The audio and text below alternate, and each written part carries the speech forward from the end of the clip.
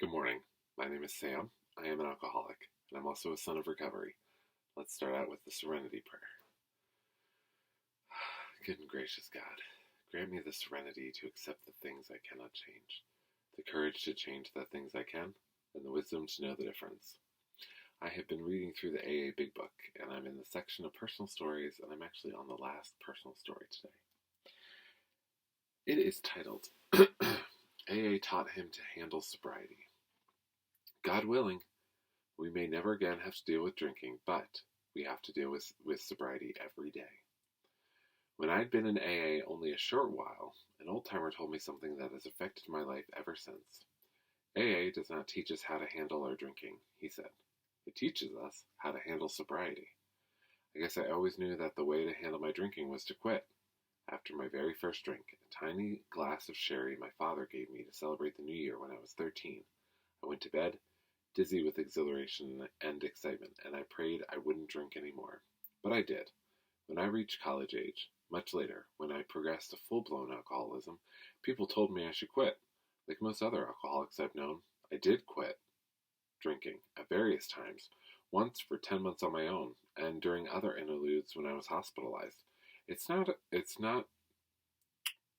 no great trick to stop drinking. The trick is to stay stopped. To do that, I had to come to AA to learn how to handle sobriety, which is what I could not handle in the first place. That's why I drank. I was raised in Kansas, the only child of loving parents who just drank socially. We moved frequently. In fact, I changed schools every year until high school. In each new place I was the new kid, a skinny, shy kid to be tested and beaten up. As soon as I had begun to feel accepted, we moved again. By the time I reached high school, I was an overachiever. An honor student in college, I became editor of the yearbook. I sold my first article to a national magazine while still an undergraduate. I also began to drink at fraternity parties and beer busts. Upon graduation, I ventured to New York City to pursue my writing career. I landed a job with a company publication and was moonlighting on other magazines. Regarded as something of a boy wonder, I began to see myself that way. I also began visiting bars after work with my older associates. By age 22, I was a daily drinker. Then I joined the Navy and was commissioned as an ensign to write speeches for admirals. Later, I went to sea, serving as gunnery officer on a destroyer escort and emerging a lieutenant commander. I also got into my first disciplinary trouble caused by drinking, on 2 separate occasions. In the last year of my Navy service, I was married to a lovely, lively girl who enjoyed drinking. Our courtship was mainly in bars and night spots when my ship was in New York. On our honeymoon, we had iced champagne by the bedside day and night. The pattern was set. By 29, I was having trouble coping with life because of my drinking. Neurotic fears plagued me, and I had occasional, uncontrollable tremors. I read self-help books. I turned to religion with fervor. I swore off hard liquor and turned to wine. I got sick of the sweetness and turned to ale. It wasn't strong enough, so I added a shot of vodka, and was right back to worse trouble than before. I began sneaking drinks when playing bartender for guests. To cure my dreadful hangovers, I discovered the morning drink. The early promise of the boy wonder faded, and my career began to drift. Although my ambition still flickered, it now took the form of fantasizing. My values became distorted. To wear expensive clothes, to have bartenders know what to serve me before I ordered, and to be recognized by head waiters and shown to the best table, to play gin rummy for high stakes with the insignificance of a riverboat gambler. These were the enduring values in life, I thought.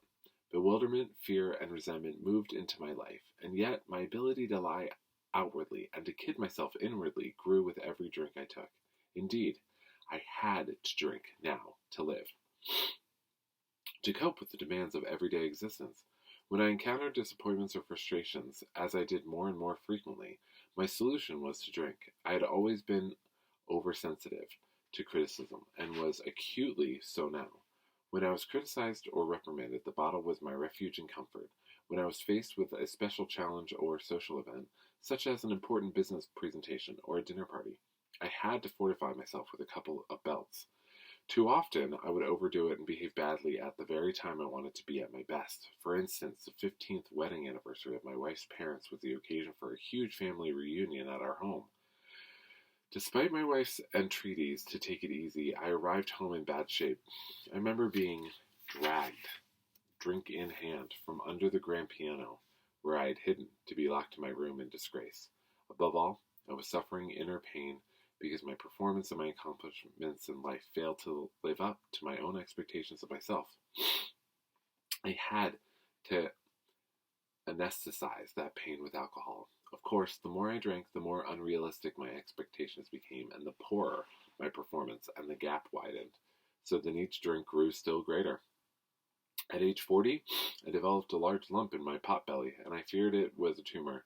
The doctor pronounced it a badly enlarged liver and said I had to quit drinking. I did. I went on the wagon. With no outside help and with no real difficulty, except that I didn't enjoy life without drinking. I had to cope with the demands of everyday living without my comforter, my anesthetic, my crutch, and I didn't like it. So when my liver had recovered after 10 months, I resumed drinking. At first just one drink on occasion, then drinks came more frequently but were carefully spaced out. Soon my drinking was as bad as ever, all day long, every day, but I was trying frantically to control it. And it had gone underground now, because everyone knew I shouldn't be drinking. Instead of drinking in fancy bars and clubs, I had to carry a bottle of vodka in my briefcase, duck into public toilets, and gulp from the bottle, trembling in order to keep from falling apart. Over the next 2 years, I sickened rapidly. The enlargement of my liver degenerated into cirrhosis. I vomited every morning. I could not face food. I suffered frequent blackouts. I had severe nosebleeds. Bruises appeared mysteriously over my body. I became so weak I could barely drag myself around. My employer gave me one warning, then another. My children avoided me. When I awoke in the middle of the night with shakes and sweats and fears, I would hear my wife weeping quietly in bed beside me. My doctor warned me that if I kept on, I might have esophageal hemorrhaging and die. But now, all choice was gone. I had to drink. What my doctor had warned me about finally happened. I was attending a convention in Chicago and carousing day and night. Suddenly, I began vomiting and losing rectally great quantities of blood. Hopeless now, I felt it would be better for my wife, my children, and everyone in my life if I went ahead and died. I found myself being lifted onto a stretcher and whisked away in an ambulance to a strange hospital. I awoke next day with tubes in both arms. Within a week, I was feeling well enough to go home. The doctors told me that if I ever took another drink, it might be my last. I thought I had learned my lesson, but my thinking was still confused, and I was still unable to deal with everyday living without help. Within 2 months, I was drinking again. In the next half year, I experienced 2 more esophageal hemorrhages, miraculously surviving each one by a hair. Each time I went back to drinking, even smuggling a bottle of vodka into the hospital as soon as the blood transfusions had ceased. My doctor finally declared he could no longer be responsible for me and sent me to a psychiatrist who practiced in the same suite of offices. He happened to be, by the grace of God, Dr. Harry Tybout, a psychiatrist who probably knew more about alcoholism than any other in the world. At that very time, he was a non-alcoholic trustee of the General Service Board of Alcoholics Anonymous. It was the late Dr. Tybout, then, who persuaded me to seek help through AA. I acquired a sponsor and began attending meetings, but continued to drink. Within a few days, I found myself drying out on a drunk farm. While there, I read the Big Book and the Grapevine and began the slow road back to health and sanity through the recovery program of AA. As the sober days grew into sober months and then sober years, a new and beautiful life began to emerge from the shambles of my former existence. The relationship between my wife and me was restored to a love and happiness that we had not known even before my alcoholism became acute. She no longer weeps in the night. As our children grew up, I was able to be a father to them when they most needed one. My company advanced me rapidly once my reliability was established again. Regaining my health, I became an avid jogger, sailor, and skier.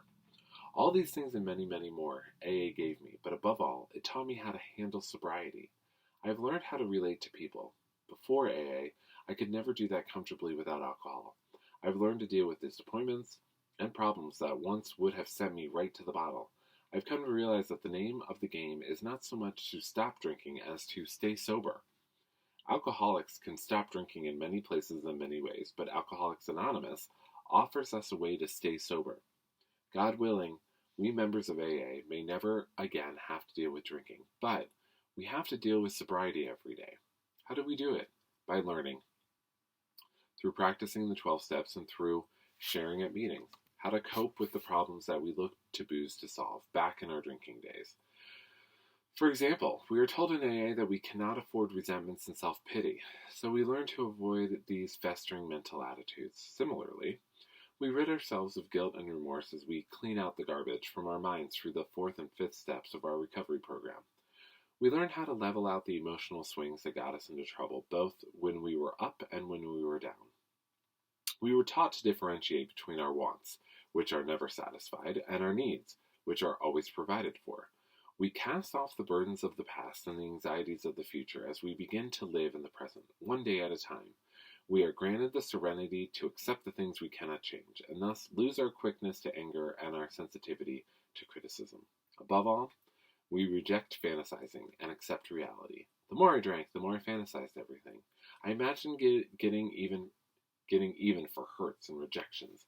In my mind's eye, I played and replayed scenes in which I was plucked magically from the bar where I stood, nursing a drink, and was instantly exalted to some position of power and prestige. I lived in a dream world. AA led me gently from this fantasizing to embrace reality with open arms, and I found it beautiful. For at last, I was at peace with myself, and with others, and with God. And with that, that is the AA Big Book. All of it. Whew. That was a really, really hard and sad story, and actually quite miraculous.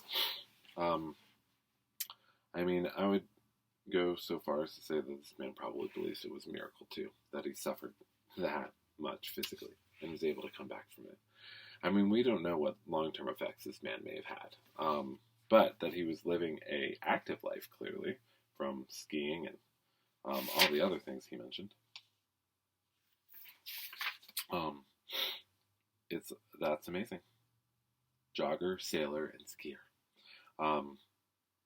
That's really wonderful. I think that's the thing that I'm walking away with this story from, is how amazing our bodies are and how capable we all are.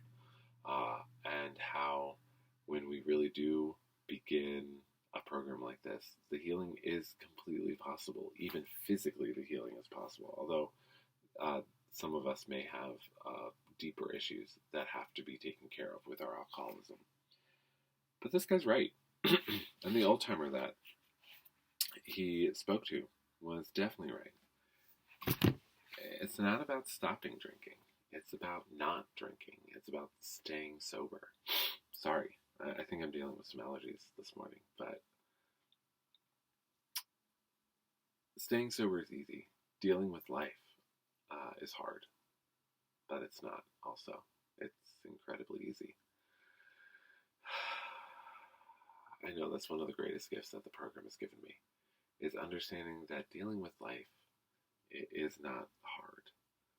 Dealing with life is not difficult, because we have to do it. It's how we do it. It's how we choose to deal with things, either with others or on our own. And I choose to do it with others. I choose to be involved with people, because that's what AA gave me, was the ability to be around others and to be able to handle that. Well, with that, if you have any thoughts, questions, or comments, please leave them. I'm going to be moving on to the book, The 12 Steps and the 12 Traditions of Alcoholics Anonymous. This is a wonderful book that goes through, obviously, the 12 steps, which I always look at as our personal stuff. We all live by them, we all do them, but we do them how we need to, and we do them as we need to, as many times as we want to, however frequently. We live them in our lives, and those are ours, those are personal. But the 12 traditions, which isn't often talked about, outside of Alcoholics Anonymous anyways, those are, I've always been taught and looked at that those are for the community. Those are for the fellowship, and how we operate and manage as a group. So, with that, I'm going to start this tomorrow. As always, blessings and peace, love, and coffee.